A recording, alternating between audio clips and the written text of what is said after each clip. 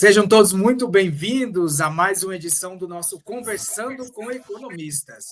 Hoje a gente tem um convidado muito especial aqui. Nós vamos tratar sobre diversos assuntos aqui relacionados à economia social, desigualdade de renda, saúde pública e, claro, econometria. A gente vai falar muito sobre esse assunto para você entender um pouquinho melhor sobre essa temática, sobre essa área, né, das ciências econômicas. Nosso convidado de hoje é o professor Marcelo Justus, né?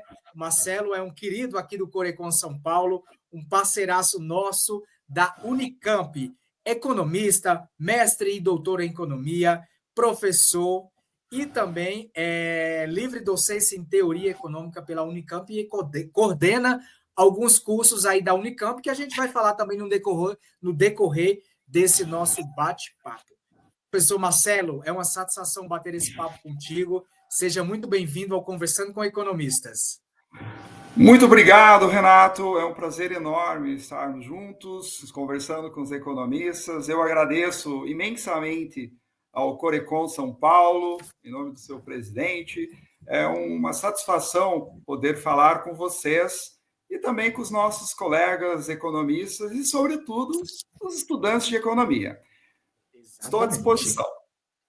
Marcelo, é o seguinte, esse nosso programa a gente tem uma pergunta que é muito especial e todo mundo gosta de saber. Conta para a gente iniciar nosso bate-papo, por que você escolheu fazer economia e ser economista? Vamos lá. Hoje estou com 47 anos, né, na meia-idade. A minha história com a ciência econômica começou no final da década de 1990. Em 1999, eu prestei vestibular para o curso de Economia na Universidade Estadual de Ponta Grossa, no interior do Paraná.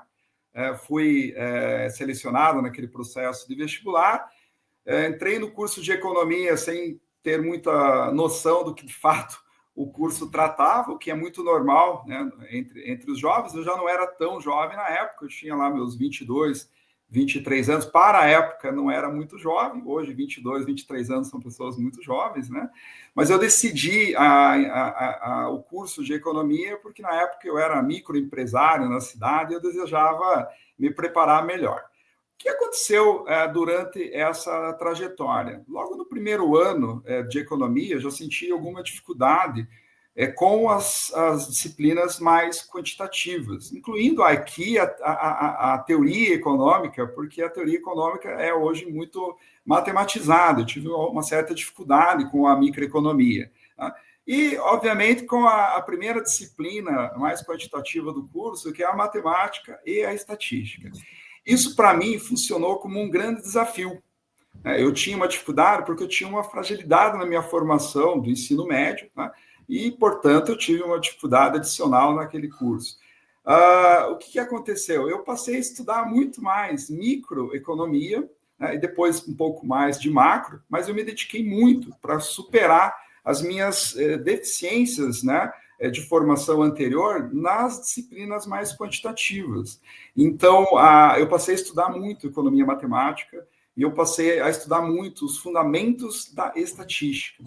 O que aconteceu? Logo no segundo ou terceiro ano do curso de graduação em economia, eu me deparei com um professor que eu tenho relação e orgulho até hoje de ter sido o seu orientado. O professor chama professor Ezequiel Guerreiro. Inclusive, tinha ali a participação no conselho lá do Paraná, né? E fui incentivado a fazer uma iniciação científica. Ao entrar nessa iniciação científica, eu tive a oportunidade de reproduzir um trabalho que tinha sido uma dissertação de mestrado numa época anterior, usando econometria. E isso no terceiro ano da graduação do curso, né, em economia lá no Paraná. Essa oportunidade se expandiu um pouco, porque eu desenvolvi o meu trabalho de conclusão de curso, na época, a nossa monografia, usando econometria. E, para minha felicidade, esse trabalho foi premiado pelo Conselho de Economia lá do Estado do Paraná, em segundo ou terceiro lugar, eu não lembro exatamente, faz tanto tempo, mas eu fui até Curitiba, capital do estado, para receber essa premiação naquela oportunidade. Obviamente que isso funcionou como um grande incentivo para a minha carreira. Então, logo eu saí da graduação, do curso de economia, eu comecei a lecionar como professor substituto, nós chamávamos lá no Paraná de professor colaborador, né? Na própria universidade na qual eu havia me formado. E eu tive ali a grande oportunidade de logo sair da graduação, ensinar econometria num curso de economia numa universidade pública. Mesmo que por um tempo curto, 1 ou 2 anos, essa foi uma experiência incrível na minha formação. Isso me deu um ânimo enorme, tá? Ao ponto que eu fui para um mestrado acadêmico na Escola Superior da Agricultura Luiz de Queiroz, a ESALC, né, a qual tenho um grande orgulho de ter pertencido, para fazer um mestrado acadêmico. Durante o mestrado, encontrei professores excelentes que mantêm relação até hoje, entre eles a minha querida orientadora, que tenho muito orgulho de ter sido sua orientada, a professora Ana Lúcia Cassuf, que, embora não seja uma economista de formação, é uma agrônoma, mas ela tem um mestrado, um doutorado e 2 pós-doutorados em economia. Então, ela tem um domínio muito grande das artes quantitativas aplicadas à economia. E naquela oportunidade, eu abracei com todo afinco e fui desenvolver um trabalho de econometria, porém, sempre com uma preocupação na questão social. Foi nesse momento que eu decidi virar a minha carreira para a área de economia social aplicada e comecei a pesquisar um tema que a gente pode desenvolver um pouquinho aqui, que é a economia do crime. Nós estamos falando de 2006, quando eu terminei o meu mestrado. Quando eu entrei no mestrado, era 2003, 2004, em torno disso. Esse tema era pouquíssimo conhecido no Brasil, e ali eu vi uma oportunidade de trazer uma contribuição acadêmica. Nos Estados Unidos, essa era uma área bastante consolidada, porque o professor Gary Becker havia ganhado o Prêmio Nobel de Economia, né, no final da década de 1990, laureando, entre outras contribuições que ele deu, os fundamentos do que a gente chama hoje da economia do crime. Então, eu fiz meu mestrado, a minha dissertação de mestrado, aplicando a econometria a um tema social, e a repercussão foi bastante positiva. Tanto que depois eu voltei e fiz o meu doutorado, alguns anos depois, também na mesma temática. A gente pode falar um pouco sobre isso, até como estímulo para os estudantes da graduação. Mas antes, eu gostaria de fazer um parêntese para lembrar uma outra oportunidade que eu tive envolvendo o Conselho de Economia, que foi em torno de 2005, 2006, eu não vou saber precisar exatamente a data, mas eu passei a me interessar pela área da economia da saúde também, quando eu estava estudando a área da economia do crime, porque crime e saúde são extremamente relacionados. A criminalidade é um problema de saúde pública, antes de tudo, tá? Mas nessas minhas buscas, eu me encontrei uma preocupação na época, que já era bastante grande, hoje é muito maior, que é sobre a depressão mental, né? Os problemas de saúde mental. E eu li uma literatura internacional que usava econometria para fazer pesquisas dos principais determinantes econômicos, sociais, demográficos, para além das condições da própria pessoa, né?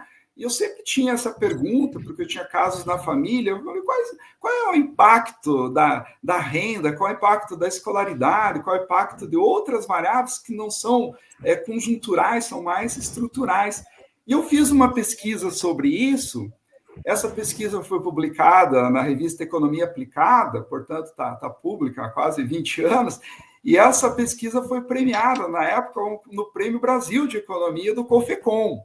Eu ganhei, na época, acho que o primeiro lugar, não tenho certeza absoluta, mas acho que nessa ocasião foi o primeiro lugar, foi a primeira vez que eu visitei o Nordeste brasileiro, fui lá para receber em Porto Seguro, acho que foi o congresso na época, para receber esse prêmio. Então, por que eu estou trazendo essas coisas para vocês? Para mostrar como que o Conselho influenciou a minha vida e provavelmente como eu influenciei também, né, dadas as minhas contribuições que foram ali laureadas. E isso, de certa forma, funcionou como uma motivação para que eu continuasse pesquisando esses temas que são polêmicos, na maioria das vezes, né, e que não são tão próximos dos economistas, pelo menos no Brasil, pelo menos na década anterior. Hoje não, hoje a gente tem um trabalho muito forte, muitas pessoas envolvidas, e nós trazemos contribuições, enquanto economistas, incríveis para essa área. Eu, por exemplo, estou envolvido numa rede, chama Rede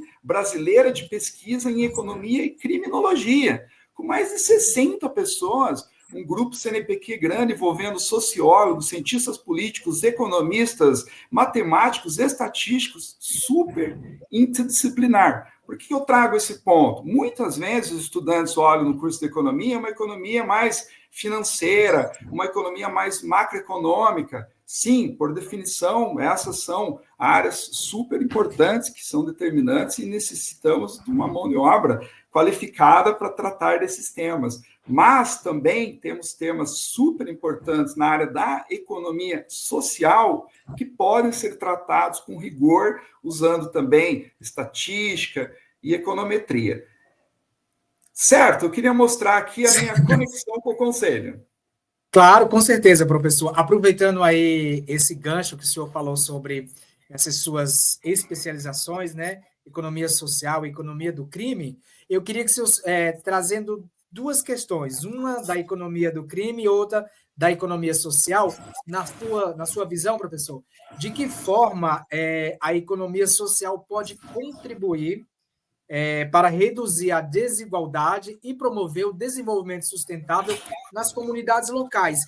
E pegando o gancho dessa parte da economia do crime, na sua opinião, professor, a violência hoje no Brasil é um problema estrutural da nossa sociedade? Eu queria que você fizesse esses dois paralelos. Vamos lá, vamos primeiro por partes. Né? Eu estou com um ponto fundamental aqui, Renato, que é o seguinte: acaba se confundindo um pouco o conceito de economia solidária com a economia social. Tá? A economia social é a economia do bem-estar social. E vamos à definição, ou pelo menos uma definição clássica, né, que está na literatura clássica sobre o que é economia. Né? É uma ciência do bem-estar social. Nós lidamos com recursos que são limitados, de fins alternativos e competitivos entre si. Portanto, nós precisamos de uma gestão eficiente desses recursos. É a essência da economia. Né? Nós temos diversas áreas exatamente para lidar com essas nuances. A economia social que eu estou falando, nós estamos lidando com saúde pública, segurança pública, educação, programas de transferência de renda, seguridade social. Estamos falando desses aspectos. E dentro de cada um desses aspectos, nós temos linhas específicas de estudo. Então, por exemplo, na área da educação, nós temos cientistas renomados aqui no Brasil, né? Por exemplo, o professor Luiz Guilherme Scorzafave, da FEA, professor Naércio, da USP, INSPER, e vários outros professores que atuam há décadas estudando quais são os principais determinantes da frequência escolar, da evasão escolar, avaliando quais políticas públicas que são eficientes para melhorar o ensino educacional no Brasil. Um exemplo. Na área de seguridade, de proteção, né, das pessoas, nós temos, por exemplo, o professor Ricardo Paz de Barros, o próprio professor Luiz Guilherme Scorzafave e outros, professor Rodolfo Hoffmann, que estudam determinantes da desigualdade de renda, da pobreza, avaliam programas que têm como intuito reduzir esses problemas no Brasil. Na área da segurança pública, nós temos os pesquisadores que nós chamamos de economia do crime. O que nós fazemos? Nós avaliamos políticas de segurança pública para entender se elas foram exitosas ou não. Um exemplo, eu já avaliei o PRONASSE, um programa de segurança pública com cidadania. A avaliação que nós tivemos sobre esse programa foi que o programa não atingiu o seu objetivo principal. Nós temos estudos bem consolidados na área de economia do crime, mostrando aqui no Brasil quais são as principais determinantes, e não são só estruturais, são estruturais e conjunturais nós temos coisas que são estruturais e nós temos outras que são conjunturais. Né? Então, fazendo o link com as duas perguntas suas, né? O que nós temos hoje de evidência científica sobre causas da criminalidade no Brasil? Desigualdade de renda é um fator que aumenta a criminalidade. Nós estamos falando de criminalidade violenta, especialmente criminalidade letal. Nós estamos falando aqui de homicídios, estamos falando aqui de latrocínio, né? Um roubo seguido de morte. Para cada tipologia de crime, há seus determinantes. Por exemplo, crimes de colarinho branco. A relação com educação e renda é diferente. Roubo de cargas tem muita influência de outras variáveis externas. Além das variáveis sociais, econômicas, tem toda uma arquitetura empresarial por trás do sistema que faz com que essas variáveis sejam relevantes, mas nem tanto. O que nós estamos falando agora aqui, que eu vou passar para vocês, é sobre a violência criminal letal. Estou falando sobre crimes que corroem o estoque de capital humano do país. Por isso é um problema econômico, não é só social. O que é capital humano? Qual a definição? Nós podemos pegar aqui o Gary Becker, né? Nós podemos pegar o Theodore Schultz, né? Nós podemos pegar aqui o Jacob Mincer. Entre os três, 2 foram prêmios Nobel de Economia, e os 3 são os teóricos principais da década de 70 que falam sobre capital humano. Violência destrói capital humano. Uma pessoa que se qualificou e que é morta precocemente vítima da violência deixa de contribuir para a geração de renda e emprego no país. Ponto. Portanto, isso é um problema muito grave, para além da questão social envolvida. Do ponto de vista econômico, desigualdade promove crime, pobreza é uma variável que aumenta essa criminalidade que eu estou falando para você aqui, né? Educação funciona como um fator de trava, de redução, porém os investimentos em educação demoram bastante tempo para surtir efeito, né? Não são variáveis que respondem tão rapidamente, mas sim, educação é uma variável que nós precisamos sempre monitorar e investir em bons programas educacionais, que isso certamente reduz, no longo prazo, a criminalidade. Tá? Outras variáveis que são relevantes, nível de renda. A renda é uma das determinantes, a desigualdade é a outra. Não adianta crescermos, porque o crescimento da renda tem uma relação com criminalidade, de reduzir a criminalidade, porque você tem um sistema com mais oportunidades, com uma série de externalidades que podem ser entendidas como positivas. Por outro lado, se essa renda crescer de forma desigual, o problema se agrava. O problema se agrava fortemente. Nós temos outras questões estruturais que são demográficas, e que os economistas não têm contribuições sobre isso, no sentido de propor alterações. Quais são essas questões? Jovens do sexo masculino se envolvem mais como vítimas e como causadores da violência, em média, no Brasil. Então, se você olhar os municípios brasileiros, os estados brasileiros têm distribuições etárias e de sexo diferentes, uma parte da diferença na criminalidade já se deve a essas questões que são estruturais, o que me leva à questão da educação. O que faz com que os jovens se envolvam mais? Será que é só a menor aversão ao risco ou questões de oportunidade? Então, a economia do crime, ela trata essas questões sem emoção nenhuma. Nós tratamos com efeitos e causa. Nós usamos modelagens para tentar tirar relações que nós chamamos de relações causais. Porque quando você me pergunta, Renato, qual é o impacto da desigualdade de renda na criminalidade, você está me fazendo uma pergunta causal. Você está me dizendo se a criminalidade, se a desigualdade aumentar, a criminalidade aumenta ou diminui? Para que eu possa te dar uma resposta científica que não seja baseada em emoção, eu preciso de uma metodologia que me permita isolar as outras componentes. É a tal da palavra linda que os economistas, nós adoramos, né? Ceteris paribus. Demais condições constantes. Então, fica aí um convite também. Nós temos aqui na Unicamp cursos extensionistas de formação de econometristas, comigo, com o professor Alexandre Gori, com outros professores, cursos que eu tenho criado e coordenado dentro da extensão aqui da nossa unidade no Instituto de Economia, e o Corecon de São Paulo, tive uma notícia há dias atrás, está formalizando um convênio com a Unicamp para ser parceiro também nesses projetos.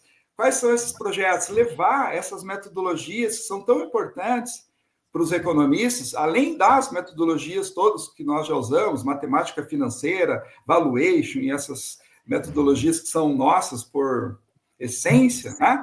A econometria. Levar um pouco da econometria, porque a econometria é uma ferramenta essencial em todas as áreas da economia. Ela pode ser aplicada, como, por exemplo, nesse caso que eu dei aqui para vocês, economia do crime ou economia da saúde. Nós temos muitas oportunidades para jovens, sobretudo, que estão aí saindo dos cursos de economia nesse Brasilzão, para se unir nesses propósitos, né, se filiar aí aos conselhos dos seus respectivos estados e trabalharmos todos juntos para ter uma sociedade mais justa, mais segura, né, que realmente atinja os princípios da economia, que é levar o bem-estar social para todas as pessoas.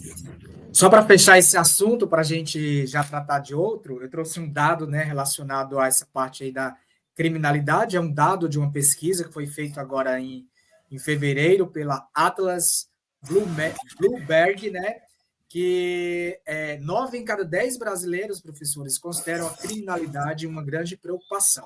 Mas fechando esse assunto, porque tem bastante, se a gente fosse falar um pouquinho sobre a economia da violência social, daria aqui uns 10 conversando com economistas. Eu fico à disposição, eu adoro. Uma live daria muito assunto. Esse dado que você colocou é um dado importante, assim, mas a gente só precisa tomar um pouco de cuidado na hora de interpretar esse dado. Ele se me chama a atenção com uma coisa que eu ensino para os meus alunos, tanto na graduação como na extensão, nesses cursos que eu fiz referência aqui, como no os cursos de pós-graduação, todos voltados ali à econometria. A gente tem esses 3 níveis, né? O dado, per si, sozinho, não tem grande utilidade, tá? O dado precisa virar uma informação, né? Então, o que a gente tem é um dado. A gente não tem uma informação extraída a partir dali. A estatística, a econometria, são metodologias que os economistas estudam na graduação e na pós-graduação e, portanto, podem aplicar para tirar informação do dado. Por exemplo, usar a matemática financeira, HP 12C, para tirar informação numa planilha contábil. A planilha está ali. Você fazer aquilo virar informação precisa de uma metodologia e de um profissional, que somos nós, né? Olha só que interessante esse dado. Qualquer pergunta que você fizer para as pessoas, por exemplo, você acha que a sua satisfação com a empresa estaria maior se o seu salário fosse maior? A pessoa fala, sim, com certeza. O que mudaria a minha vida? Uma renda melhor? Então, nós temos algumas perguntas que são um pouco perigosas de serem interpretadas sem o contexto, porque isso pode apresentar como uma coisa meio falaciosa. Se 9 de cada 10 brasileiros consideram que a segurança pública é um problema seríssimo, me estranha muito nós ficarmos inertes. Tá? Nós ficamos inertes. Me estranha muito, inclusive, algumas vezes, as formas que nós justificamos os nossos votos. Isso não é privado, é público, né? Eu sou um pesquisador da área da economia do crime e tenho uma especialidade em desarmamento. Eu tive uma grande oportunidade na minha vida de ficar 4, quase 5 meses na Universidade de Harvard, em 2018, como economista, visiting science, um cientista visitante, acompanhando o professor David Hemway, que é um economista formado em Harvard, que é o maior especialista na área de economia da saúde, economista, e voltado a esse tema de armas de fogo, né? Então, eu posso falar isso publicamente, porque eu tenho um conhecimento de cientistas sobre essa relação, e armas de fogo é uma variável que afeta a criminalidade fortemente. tá? E esse efeito não é inconteste, porque tem evidências também que mostram um sentido contrário, mas a última revisão sistemática ou sistêmica, que a gente chama que é uma revisão de literatura empírica, com estudos que foram publicados em periódicos avaliados por pares, nós estamos falando de ciência aqui, tá? Mostra que a maioria dos estudos no mundo não recomenda um país armado. Tá? Não recomendo o país armado. Então, assim, nós temos causas que são estruturais, mas nós temos causas que são conjunturais também e que precisam ser um elemento de reflexão da nossa população. Porque se eu falo que eu considero segurança pública como um dos fatores mais importantes e mais preocupantes, muitas vezes sinalizando isso acima da própria inflação, sinalizando isso acima da própria possibilidade de insegurança alimentar, sinalizando que isso é pior que pobreza, desigualdade de renda, porque é um ranqueamento que se faz ali, né? A gente tem ali uma questão um pouco controvérsia, porque o que acontece com parte da nossa população, né? Consegue, felizmente, e que bom, se proteger utilizando recursos de segurança privada. Então, nós investimos em cercas elétricas, nós investimos em monitoramento com câmeras, nós investimos fortunas vivendo isolados em condomínios fechados, nós blindamos os carros. É como se nós colocássemos um pano na frente para não enxergar a pobreza que existe no país. Tá? E é muito normal, né? Eu, por exemplo, tenho cerca elétrica, eu tenho monitoramento por câmeras e tudo mais. Mas a gente tem que pensar o seguinte: isso é um fator de redução de bem-estar social. Ser monitorado, ter cercas elétricas, aquelas serpentinas que mais parecem um presídio na própria casa do que uma residência, não passa aspecto de segurança para ninguém. Então, nós temos que avaliar essa questão de sentimento de segurança e o que, de fato, nos faz essa sensação ser verdadeira. De fato, não dá para duvidar que a maioria das pessoas apontaria a segurança pública como um grande problema a ser resolvido. A questão que eu estou colocando aqui é como as pessoas se veem parte disso. Muito bom, viu, professor? Muito bom. A gente ficaria, como eu te falei, o dia inteiro, mas a gente tem que encerrar, né, o Conversando com Economistas. Então, para finalizar, professor, estamos no mês do economista. 13 de agosto, dia do economista, né? Então, para a gente finalizar o nosso bate-papo, eu queria que o senhor falasse sobre, principalmente, que o senhor lida diretamente com os futuros economistas do nosso país, são os alunos de ciências econômicas aí que serão a futura geração, né? Qual é hoje o principal desafio dos economistas, né? E para finalizar, queria que o senhor deixasse uma dica especial aí para os alunos que estão iniciando agora a graduação em ciências econômicas, para aqueles que estão ainda na dúvida em fazer ou não um curso de ciências econômicas, para a gente trazer para cá para fazer o nosso curso, e também para os economistas que já estão aí no mercado de trabalho. Entendi. Né? Muito bem. Se eu finalizasse com essas questões. Muito bem. Eu acho que para qualquer professor que você fizesse a pergunta sobre quais são os principais desafios hoje da nova geração que está sendo formada, a resposta seria mais ou menos no mesmo sentido, né? Os desafios que nós temos enquanto economistas, eles são seculares, porque coisas que nós estamos tentando resolver agora, Adam Smith pensava há séculos. Os economistas clássicos tentavam dar respostas há muitos anos. Se pensar agora essa guerra comercial, o tarifaço, uma série de questões contemporâneas, lá atrás, né, já foram tratadas dentro da economia internacional. Pô, Ricardo falou, Adam Smith falou, enfim, é uma coisa antiga. Os problemas, eles estão aí e continuarão aí. Quando nós falamos aqui de segurança pública, a criminalidade existe e acompanha a própria humanidade. O desenvolvimento do direito penal foi guiado para tentar conter essas coisas. Não foi o contrário. Não foi o contrário, foi causado. Né? Nós precisamos de leis para controlar as coisas.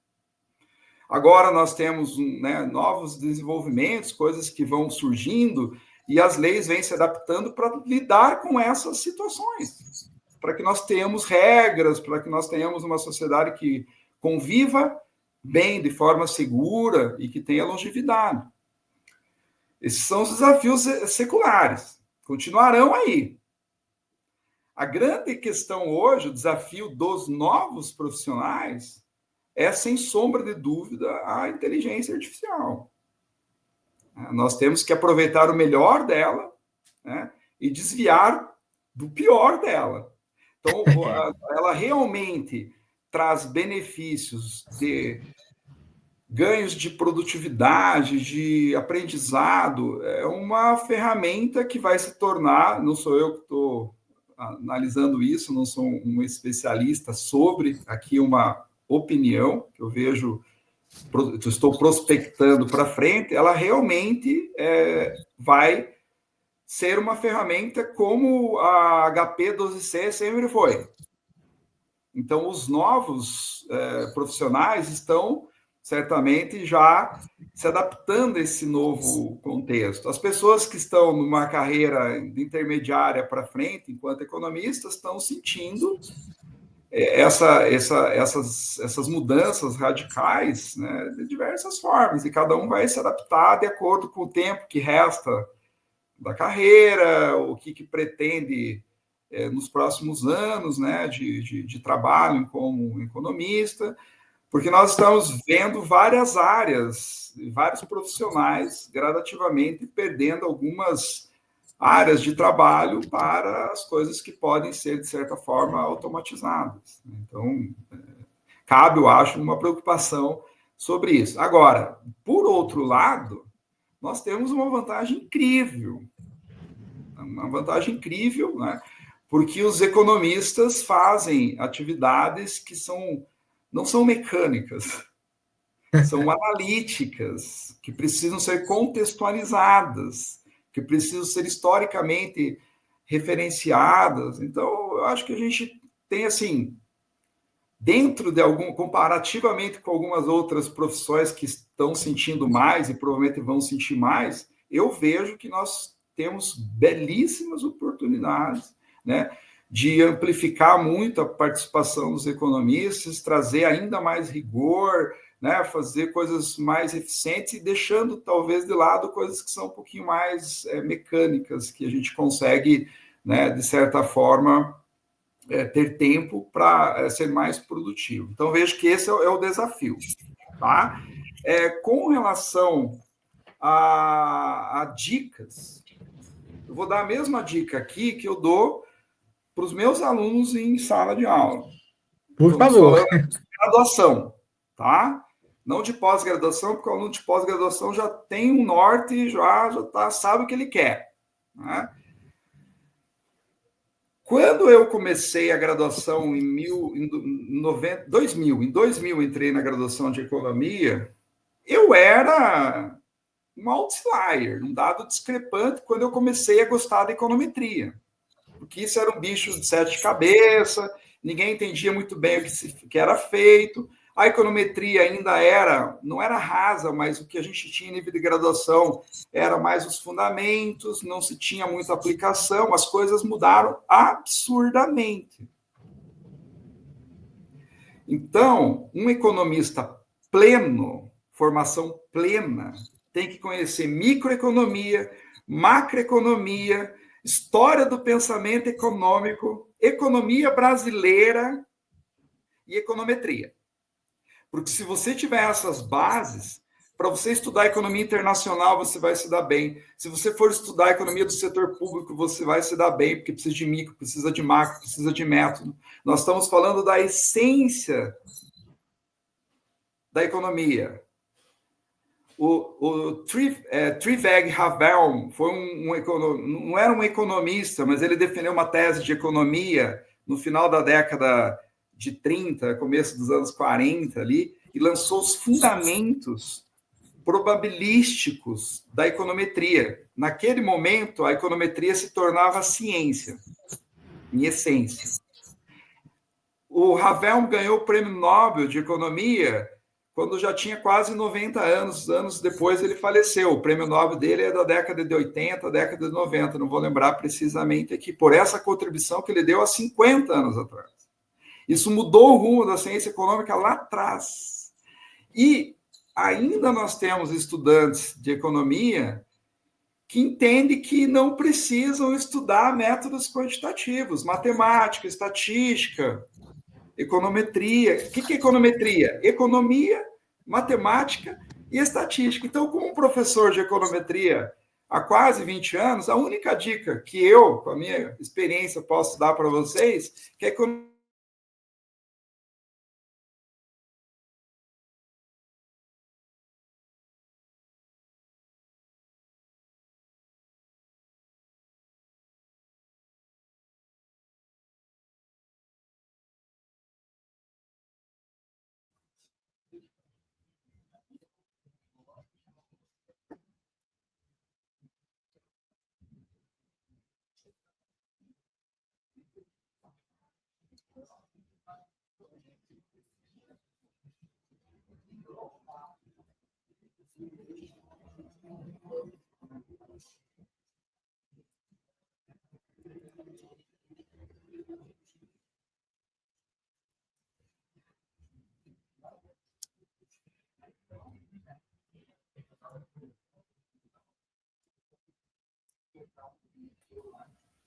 Voltou.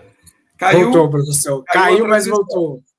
Eu estava finalizando aqui dizendo o seguinte: a minha recomendação aos estudantes de economia é estude macroeconomia, estude microeconomia, estude história do pensamento econômico, estude economia brasileira, mas estude também matemática financeira, estatística, econometria. A econometria é economia, matemática e estatística junto. Não é nem um bicho de sete cabeças, não. É uma ferramenta. E a nenhuma vai dominar essa ferramenta, porque econometria é a arte da modelagem. Econometria não é sobre usar um computador, não é sobre apertar um botão, não é sobre pegar um conjunto de dados. Econometria é a arte da modelagem empírica. Econometria, pessoal, é a passagem da teoria econômica para a empiria. Eu tenho belíssimas teorias econômicas que precisam ser testadas, que precisam ser aplicadas. Para finalizar aqui a minha contribuição, para um economista mais empírico, não adianta simplesmente falar que se aumentar o preço de um determinado bem, a quantidade demandada cairá segundo a lei da demanda ceteris paribus. Para um economista empírico, importa dizer o quanto vai cair. Eu quero saber se tiver uma prospecção de aumento de 10% no preço da carne devido a uma política externa que foi praticada, qual o impacto que eu vou ter na demanda do consumidor doméstico, por exemplo. Eu quero saber os números, e esses números não podem sair do nada, da cartola ou do bolso, porque aí é tudo, menos ciência. Aí é mais achismo. Às vezes tem bons fundamentos, mas não deixa de ser uma opinião. Até porque, né, uma hipótese só é científica se ela puder ser falseável. E o que é uma hipótese falseável? Uma hipótese que possa ser testada.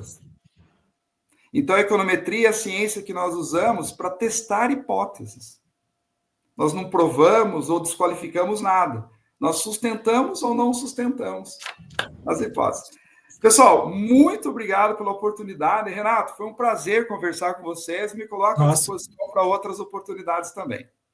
Professor, o prazer foi todo nosso. Eu não falo que aqui foi uma entrevista, um bate-papo, foi praticamente uma aula de economia, econometria, economia social, economia do crime. Muitíssimo obrigado por compartilhar um pouquinho das suas experiências aqui com todos nós do Conversando com Economistas. Eu tenho certeza que você que acompanhou essa edição vai pegar muitas ideias do professor aí e vai se interessar mais pelos temas, né? Principalmente a Exatamente, economia exatamente. social. Exatamente. Então, eu vou deixar aqui um contato, tá? Eu vou por deixar, se favor. for permitido, eu vou deixar o meu site, é www.marcelojustus.com. Muito simples, tá?